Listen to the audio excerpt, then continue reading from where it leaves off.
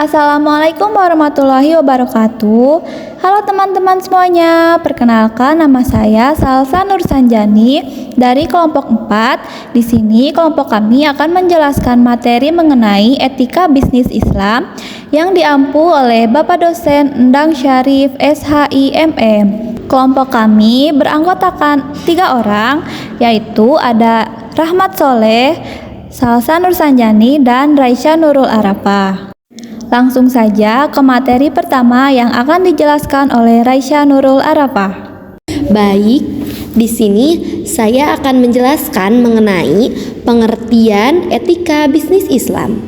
Etika bisnis Islam adalah aturan atau nilai moral dalam menjalankan bisnis berdasarkan Al-Quran dan hadis. Artinya, dalam menjalankan usaha, seorang muslim harus mengikuti pedoman yang sudah diajarkan dalam Al-Quran dan hadis. Jadi, bisnis tidak boleh dilakukan sembarangan, tetapi harus sesuai dengan ajaran Islam. Mengatur perilaku pelaku usaha agar bisnis dilakukan secara jujur, adil, dan halal. Maksudnya, orang yang berbisnis harus bersikap jujur kepada pembeli, tidak menipu, memperlakukan semua orang dengan adil, dan memastikan barang atau usaha yang dijalankan tidak melanggar aturan halal dan dalam Islam. Bisnis dalam Islam tidak hanya mencari keuntungan tetapi juga mencari keberkahan. Jadi tujuan bisnis bukan hanya mendapatkan uang atau laba saja, tetapi juga mendapatkan keberkahan dari Allah dengan cara menjalankan usaha yang baik dan benar. Kegiatan bisnis juga dianggap sebagai bagian dari ibadah jika dilakukan dengan cara yang benar. Artinya, jika seseorang menjalankan bisnis dengan niat yang baik, jujur, tidak merugikan orang lain, dan sesuai ajaran Islam, maka kegiatan bisnis tersebut bisa bernilai ibadah. Lanjut mengenai prinsip-prinsip etika bisnis Islam. Yang pertama ada kejujuran, sidik, tidak menipu, dan tidak menyembunyikan cacat barang. Kejujuran artinya dalam berbisnis kita harus berkata apa adanya dan tidak menipu pembeli. Penjual juga tidak boleh menyembunyikan kecurangan barang yang dijual. Contohnya, jika ada barang yang sedikit rusak, penjual harus memberitahu pembeli supaya pembeli tahu kondisi barang tersebut. Lalu poin kedua, amanah, dapat dipercaya dan menepati janji.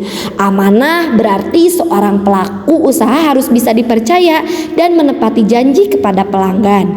Contohnya, jika penjual berjanji akan mengirim barang hari ini, maka penjual harus benar-benar mengirimnya sesuai dengan yang dijanjikan. Yang ketiga, keadilan.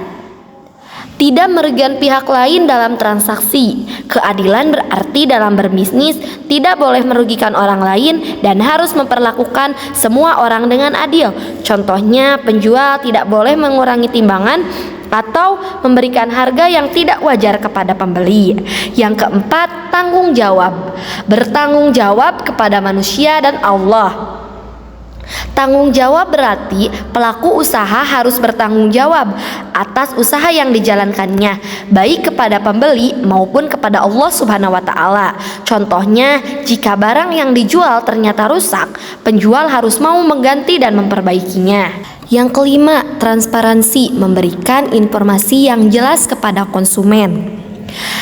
Transparansi berarti penjual harus memberikan informasi yang jelas kepada pembeli tentang barang yang dijual. Contohnya, penjual menjelaskan harga, bahan, dan kualitas barang supaya pembeli tidak merasa tertipu. Mungkin itu saja yang bisa saya sampaikan. Terima kasih. Saya kembalikan kepada moderator. Baik, materi selanjutnya yang akan disampaikan oleh saya sendiri yaitu tentang tujuan etika bisnis Islam. Nah, yang pertama ada menciptakan bisnis yang jujur dan adil. Artinya, penjual harus bersikap jujur kepada pembeli dan tidak boleh berbuat curang. Contohnya bagaimana? Yaitu penjual menjelaskan kondisi barang dengan jujur.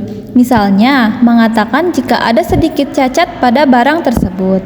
Yang kedua, menghindari penipuan dan kecurangan dalam transaksi. Dalam etika bisnis Islam, penjual tidak boleh menipu pembeli.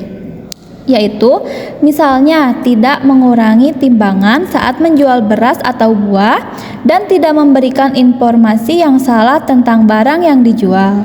Yang ketiga, ada membangun kepercayaan antara penjual dan pembeli. Jika penjual bersikap jujur dan adil, maka pembeli akan merasa percaya. Nah, pelanggan akan kembali membeli di toko yang pelayanannya ramah dan jujur dalam menjelaskan produknya. Yang keempat ada mendapatkan keuntungan yang halal dan berkah. Di dalam Islam, keuntungan harus didapat dengan cara yang halal, dengan tidak menjual barang yang dilarang dan tidak menaikkan harga secara berlebihan hanya untuk mencari keuntungan yang besar. Yang terakhir, menciptakan kesejahteraan bagi masyarakat. Jika etika bisnis Islam diterapkan, maka bisnis bisa memberikan manfaat bagi banyak orang. Nah, usaha yang berkembang dapat membuka lapangan pekerjaan bagi masyarakat sekitar. Selanjutnya ada penerapan etika bisnis Islam. Penerapan etika bisnis Islam itu bagaimana nilai-nilai Islam diterapkan dalam kegiatan bisnis sehari-harinya. Yang pertama, menjelaskan kondisi barang secara jujur kepada pembeli. Artinya, penjual harus mengatakan keadaan barang yang sebenarnya. Contohnya, jika barang memiliki cacat, penjual harus memberitahunya kepada pembeli agar tidak terjadi kesalahpahaman. Yang kedua, tidak mengurangi timbangan atau ukuran barang. Dalam berbisnis, penjual harus memberikan barang sesuai dengan ukuran yang sebenarnya. Contohnya, ketika menjual beras 1 kg, maka harus benar-benar 1 kg dan tidak boleh dikurangi. Yang ketiga, memberikan harga yang wajar. Harga yang diberikan kepada pembeli tidak boleh terlalu tinggi atau merugikan pihak lain. Contohnya, penjual tidak menaikkan harga secara berlebihan hanya untuk mendapatkan keuntungan yang besar. Yang keempat, menepati janji dalam transaksi bisnis. Jika penjual sudah membuat janji dengan pembeli, maka janji tersebut harus ditepati. Dan yang terakhir, ada memberikan pelayanan yang baik kepada pelanggan.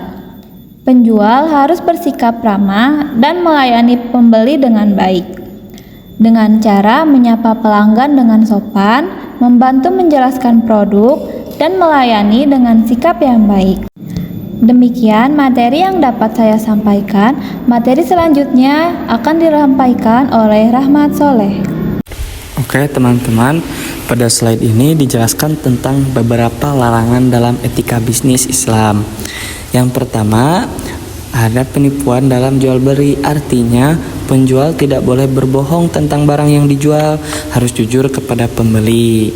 Yang kedua, riba dalam transaksi keuangan, yaitu mengambil keuntungan dari bunga pinjaman yang dilarang dalam Islam. Ketiga, gharar atau ketidakjelasan dalam transaksi, maksudnya dalam jual beli harus jelas seperti harga, barang, dan cara pembayarannya. Yang keempat, menjual barang yang haram. Jadi dalam Islam tidak diperbolehkan menjual barang yang dilarang seperti minuman keras atau barang haram lainnya. Yang kelima, ada persaingan bisnis yang tidak sehat.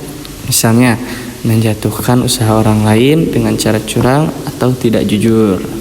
Oke, untuk slide berikutnya ada dampak penerapan etika bisnis Islam. Jika etika bisnis Islam diterapkan dengan baik, maka akan memberikan beberapa dampak positif.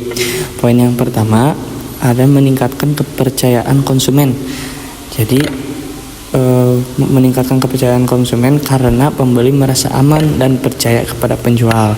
Yang kedua, menciptakan bisnis yang sehat dan adil sehingga tidak ada pihak yang dirugikan.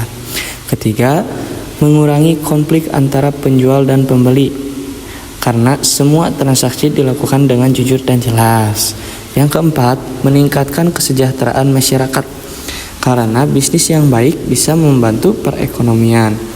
Dan yang terakhir, ada mendapatkan keuntungan yang halal dan berkah sehingga usaha tidak hanya mencari keuntungan tetapi juga mendapatkan keberkahan.